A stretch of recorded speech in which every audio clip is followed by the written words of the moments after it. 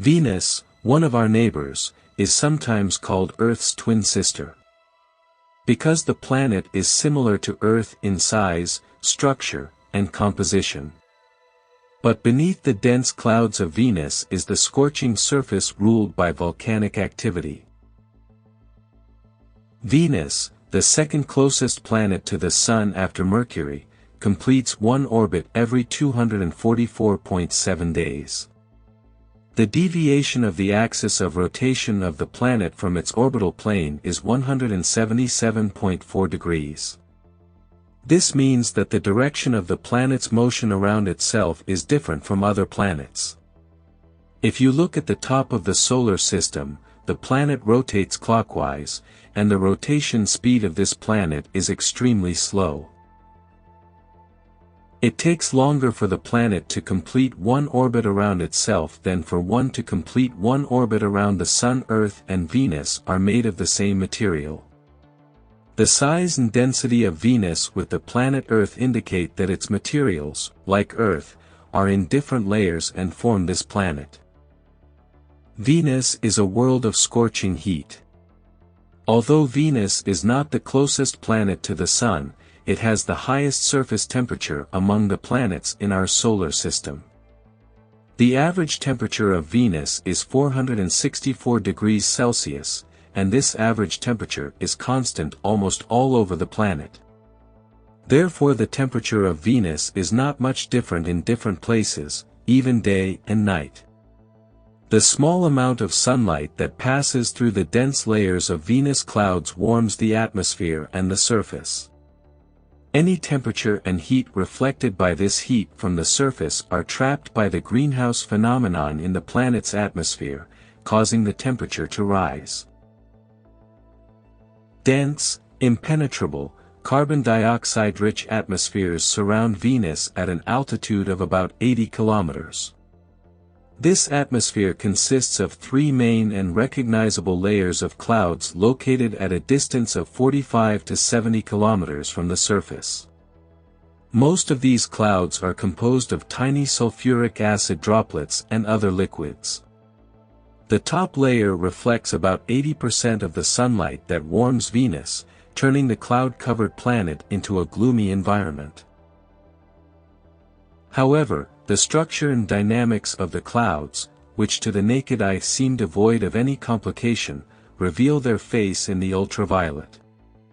Infrared light observations also provide data on clouds' temperature and height.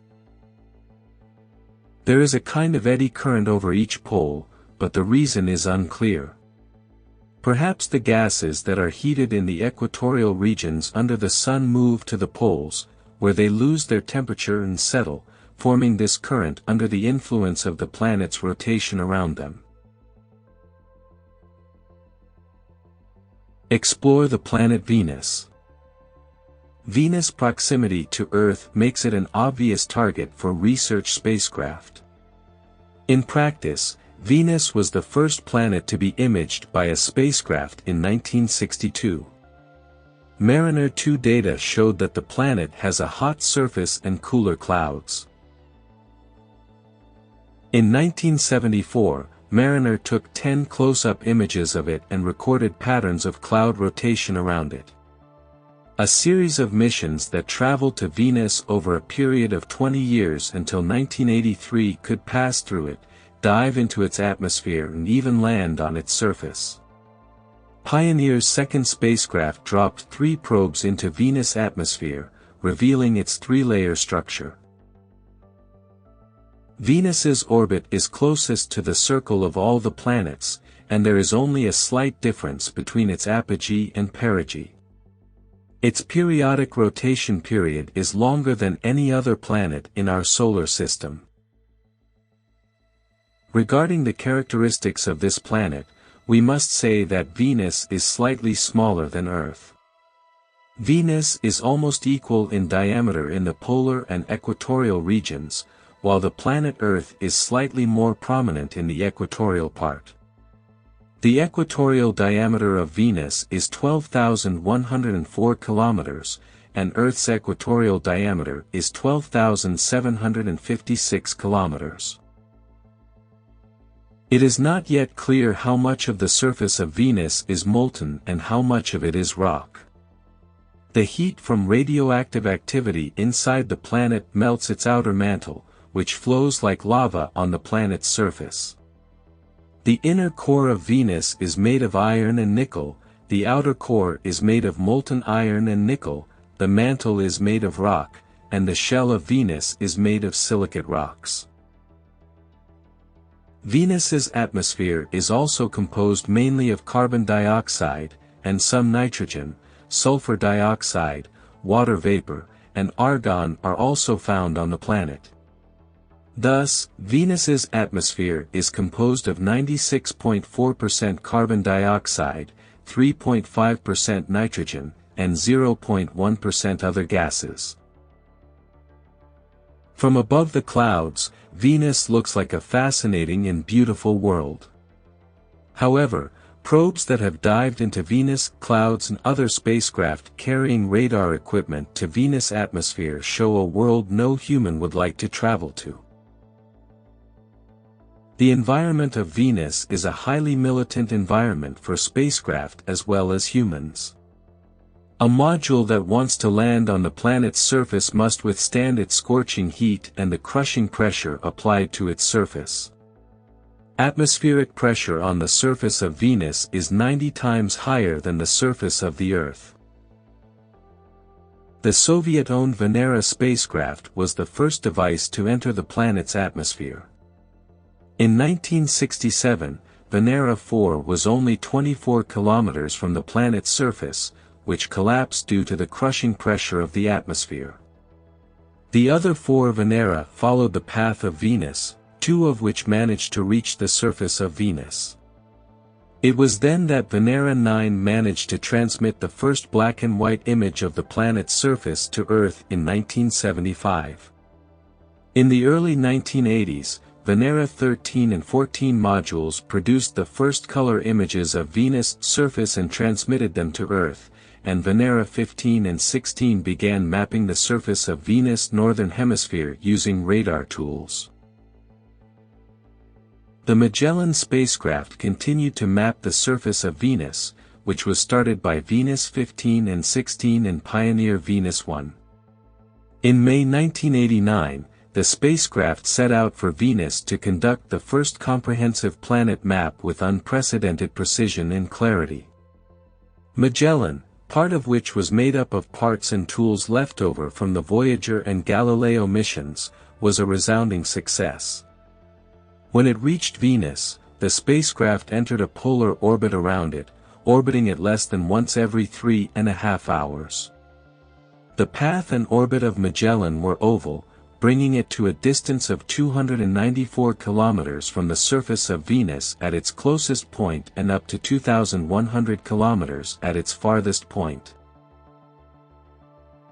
Between 1990 and 1994, the spacecraft mapped Venus for 4 8-month periods. In the first period of this mapping, its radar instruments recorded details of Venus' surface. As Venus completed its 243-day rotation, the spacecraft mapped 20-kilometer-wide, 17,000-kilometer-wide strips each time. These mapped tapes overlapped slightly with each other. All these mapped strips together created a comprehensive picture of the entire planet. Magellan managed to map 98.3% of the planet's surface and record details as small as 90 meters in diameter and surface altitudes as high as 50 meters. In the fourth round of mapping, Magellan collected data from the planet's gravity and, in a planned manner, eventually entered Venus and, before being crushed in the planet's atmosphere, collected information and measurements from the atmosphere and sent them to Earth. Computers examined the data that Magellan returned to Earth, and based on them, maps and images of the surface of Venus were prepared. The vision that this data presented to our eyes was a dry, barren landscape dominated by volcanic activity. About 85% of the surface of Venus is composed of volcanic substrates that the lava flow has created. Hundreds of volcanic eruptions have been identified around the planet. Many of these volcanoes have a large bed with a low slope around them, resulting from previous volcanic activity. There are also heights, mountain ranges, and impact craters on Venus. Venus probes have shown that the rocks of the highlands are older than the rest of Venus and are reminiscent of the granite structures and rocks that led to the formation of continents on Earth. Since water is effective in forming granite, proving the presence on Venus means that water and slippery plates have been effective in the planet's past. Impact craters. Like other inner planets in the solar system, Venus witnessed heavy asteroid bombardment in its youth. Unlike Mercury, which still has scars on its face, Venus's surface has been rebuilt due to volcanic activity. Hundreds of craters have been identified on the surface of Venus over the past 500 million years. The diameter of these craters varies from a few kilometers to the mouth of the Meade, which has a diameter of 270 kilometers. Volcanic mountains. The largest volcanoes of Venus are known as shield volcanoes. The 5 largest volcanoes are connected by a complex system of crustal fractures and are located in the Atlanta region, a large plateau north of the Venus equator. This section includes Mott Mountain and Sapaz Mountain. There are also hundreds of volcanic crowns on the surface of Venus. These volcanic structures are almost circular and formed when lava flows pushed the crustal rocks outward relative to their surroundings. It has long been believed that the volcanic activity of Venus dates back to 500 million years ago. But some experts believe the planet's volcanoes may still be active. Scientists were looking for hot spots that may signify flowing molten material. They were also looking for a local increase in sulfur dioxide, which may be due to volcanic activity.